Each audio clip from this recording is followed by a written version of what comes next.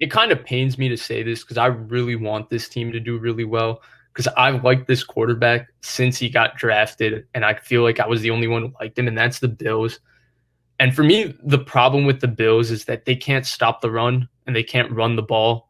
And if you can't do those things, two things, I don't think you can win in the playoffs. I don't think you need to be the Niners from last year and be running the ball every down. But I think there's a point in every football game where a team is going to have to run the ball to close out a game.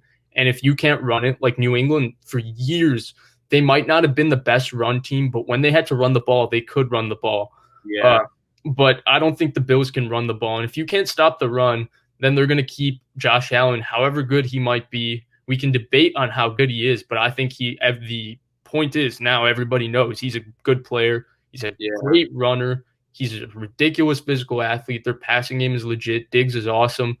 But if you can't run the ball and you can't stop the run, I just don't think you can win long term in the playoffs.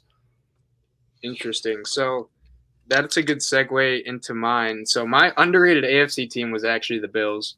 So Hey, all right. So one thing I like about them is with Josh Allen, I think he's been phenomenal this year. Definitely some games where he hasn't put up good stats and like shown up, like that Jets game where they kicked 6 field goals. Like I think they should just be smacking the Jets. Like it's the worst team in the league. It is a divisional game though, so there's that. But I think the receiving core is amazing. So obviously Diggs and John Brown have been really good, but Cole Beasley's like nothing to snuff at. he's And really good. like he can play. Yeah.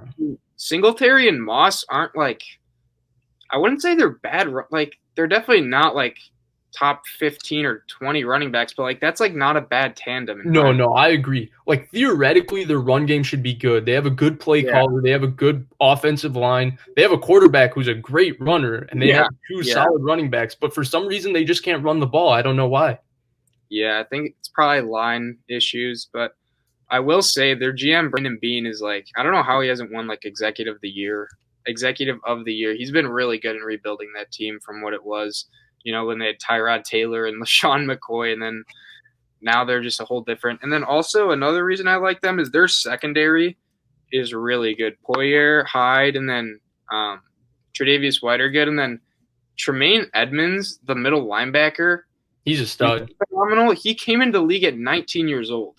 Like Yeah, he's awesome. it's ridiculous. And he was their leading tackler. He had over 100 tackles his rookie year, and I think it's his third year. So like he's still improving and he's young, but I think he's going to be really good down the road. I agree. Well, he's really good. Matt Milano, the other linebacker, is really Yeah, good. I'm The two solid. safeties, I think, might be the most underrated safety tandem in the NFL.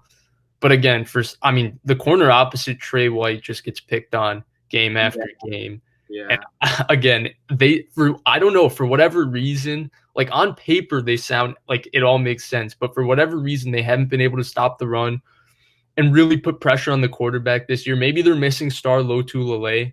I think him opting out for COVID might have been a big loss. He's an awesome run stop who's played with Sean McDermott, but I'm not sure.